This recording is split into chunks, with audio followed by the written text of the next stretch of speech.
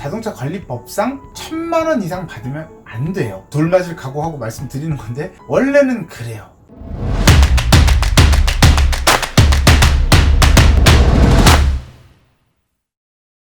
저는 여러분이 좋은 차를 기분 좋은 금액에 잘 사셨으면 좋겠고, 중고차도 공인중개사처럼 하루빨리 자격제도가 실시되었으면 좋겠습니다.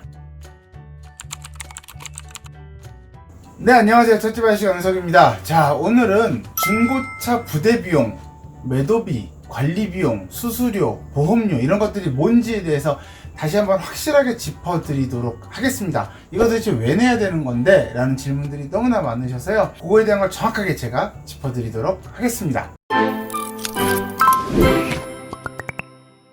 네, 신차에는 없는 중고차 부대비용, 수수료, 관리비용, 매도비라고 하는, 매도비와 관리비용이 같은 말이거든요.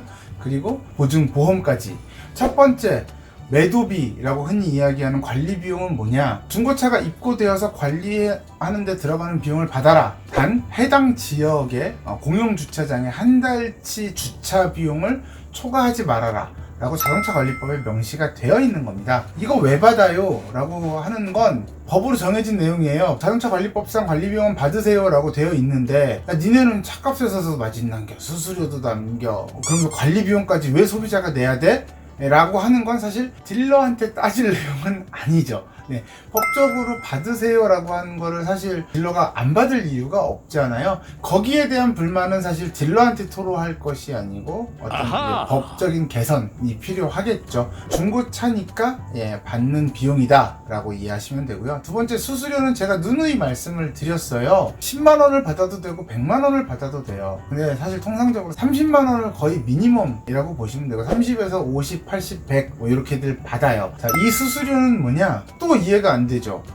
매도비 냈는데 너네 차 매입해갖고 차값에서도 남기고 수수료도 받아? 라고 하시는 분들이 꽤 계신데, 많이 들으셨겠지만 코드가 딜러 전산 이런 얘기 많이 들으셨을 거예요. 이 딜러 전산이라는 게 엣지가 하나면 다 되어 있어요. 전국적으로 정말 저 오지나 이렇게 좀 지방 아주 구성만 아닌 이상 국토교통부에서 이 전산을 관리해요. 그래서 매도, 매입 이렇게 이야기를 하는데, 매도는 차가 팔려나가는 거, 매입은 차가 들어오는 거를 국토부 전산하고 연결을 시켜서 나라에서 관리를 한다라는 거죠.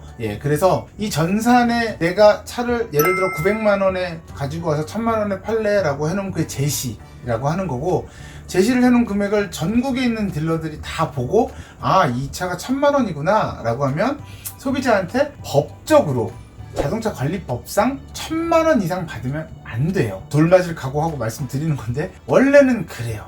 근데 예전에 저도 그랬어요. 예전에는 1000만원짜리를 1100만원이에요 라고 하고 50만원 100만원 깎아드리고 이렇게 차값에서도 마진을 남기고 수수료도 받고, 근데 지금도 안타깝지만 그렇게 하시는 분들이 계시기는 해요. 근데 이게 사실은 불법 마진이라는 거죠. 그래서 차주가 1000만원을 받겠다라고 내놓은 차를 1000만원에 팔아야 돼요. 그러면 알선 딜러는 뭐가 남아요? 수수료가 남는 거죠. 그래서 그 사람의 인건비고, 그 사람의 어떤 수고비라고 보시면 돼요. 그 사람의 마진이라고 보시면 돼요.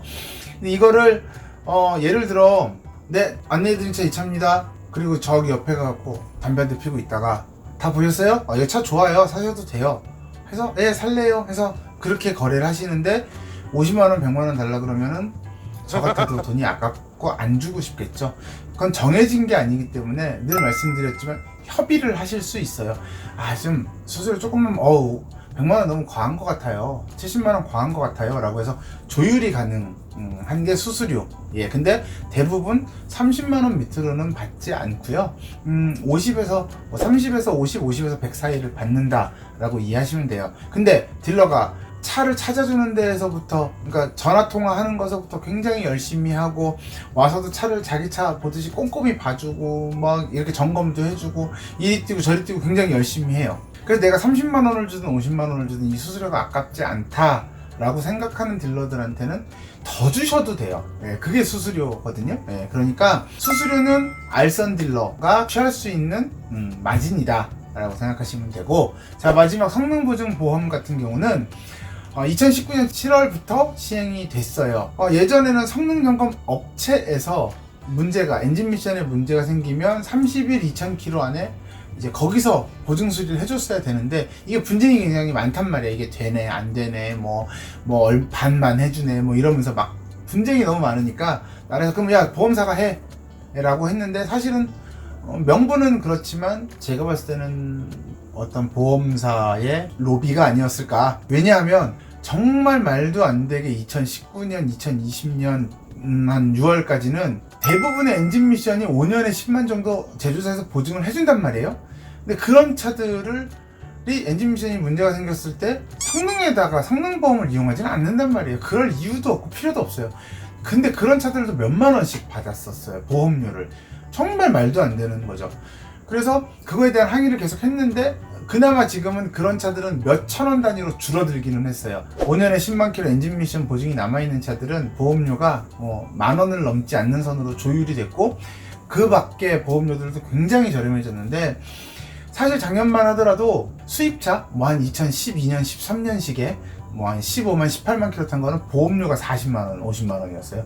근데 이게 보험사도 그렇잖아요. 자기네들이 1년 동안 해보니 수익이 높단 말이죠. 그렇게 하자 처리 날 것도 없고 그러니까 보험료가 굉장히 많이 줄어드는 건 사실이에요. 그래서 몇만 원 정도의 보험료를 내야 한다. 이거는 강제 조항이기 때문에 소비자 부담을 하셔야 되는데 그러면 어차피 내야 되는 돈인데 어떻게 활용하면 좋을지, 그래서 누유가 있는 차나 엔진 미션에 문제가 있는 차나 이런 것들 어떻게 보험 수리를 받으세요 라는 내용의 영상 요거 끝나고 나올 테니까요. 영상 마무리 되면 못 보신 분들은 봐주시기 바랍니다.